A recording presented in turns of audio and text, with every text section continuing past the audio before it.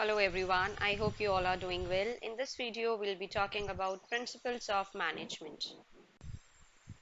Now, whenever we talk about principles of management, the contribution of these two people come into force. That is Frederick Winslow Taylor, also known as F.W. Taylor, and Henry Fayol. In this video, we'll be talking about contribution of Henry Fayol in the field of management. Now let's talk about Henry Fayol. He was a mining engineer by profession and later on he became a management theorist also. Because of his contribution in the field of management, he is also known as father of general management.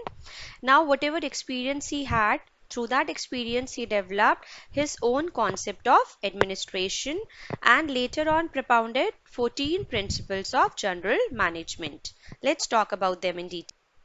Now, based on his experience, Fayol has given 14 principles of management. Now, these principles are general in nature, which provide basic guidelines for the decision making process. ये managers को help करता है किसी particular situation पे कैसे act करना है. Though it is not mandatory की ये जो प्रिंसिपल्स हैं ये हर जगह और पूरी तरह से अप्लाई हो, it varies from situation to situation, लेकिन ये एक जनरल गाइडलाइंस, एक जनरल आइडिया दे देते हैं जो कि उनके बिहेवियर के लिए और उनके डिसीजन मेकिंग प्रोसेस में हेल्प करते हैं. Now let's talk about the first principle, which is division of work. Now what does this division of work simplifies? ये बोलता है कि आप जो भी काम है उसको small पीसेस में डिवाइड कर दीजिए और जो स्पेशलाइज्ड एरिया है जिसका उसको वो काम दीजिए. इससे क्या होगा, your output is going to increase of course और जो भी ऑर्गेनाइजेशनल गोल है वो अचीव हो पाएंगे. Let's say there are different teachers to teach you mathematics, economics, physics. Why? Because they have that particular expertise in that particular area. वैसे हमारे organisation में अलग अलग डिपार्टमेंट्स होते हैं, finance, marketing, HR.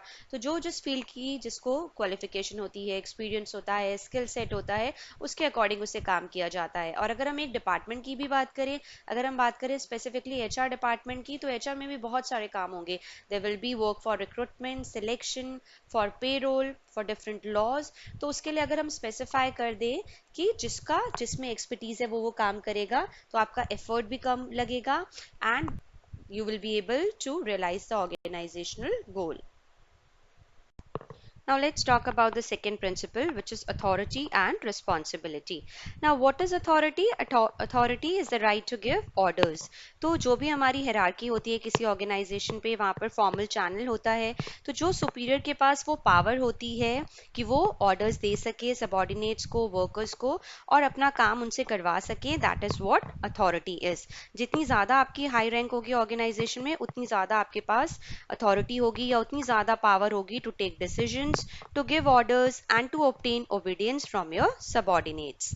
Now what is responsibility? Responsibility is obligation to perform the assigned task. अब आपको जो भी आपके सुपीरियर ने जो भी टास्क दिया है, तो आपकी वो रिस्पॉन्सिबिलिटी हो जाती है, क्योंकि वो फॉर्मल चैनल के थ्रू आया है, कि आप उस टास्क को पर्टिकुलर जो आपको टाइम फ्रेम दिया गया है उसमें उसे कंप्लीट करें.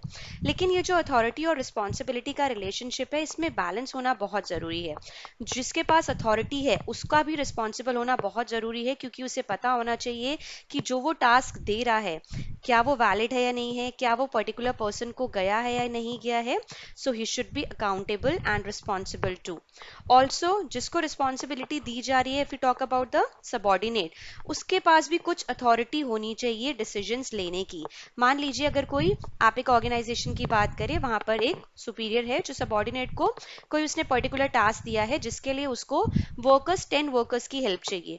तो अगर उस सुपीरियर ने सबॉर्डिनेट को अथॉरिटी नहीं दी, रिस्पॉन्सिबिलिटी तो दे दी कि ये काम आपको कंप्लीट करना है इन 10 वर्कर्स को लेके, लेकिन अगर उसे अथॉरिटी नहीं दी कि अगर ये काम नहीं होता तो आप ये एक्शन ले सकते हैं, या कुछ भी ऐसा पर्टिकुलर पावर नहीं दी, तो may be that process will be inefficient. So authority and responsibility, there has to be parity between the two, there has to be balance between the two. Now the next principle which we are talking here is discipline. Now discipline, you all must be aware of, it is obedience to the rules and regulations. Like if you are in school or in a college, then definitely there are some rules and regulations which you have to follow. So same applies in the organization. अब जो organization में होता है ये apply करेगा आपका managerial level पर भी और workers level पे भी. That means it is going to apply to the employer as well as to the employee. हर किसी का discipline होना बहुत ज़रूरी है कि जो भी rules and रेगुलेशंस है उसको फॉलो करें, only then they will be able to realize the organizational goal.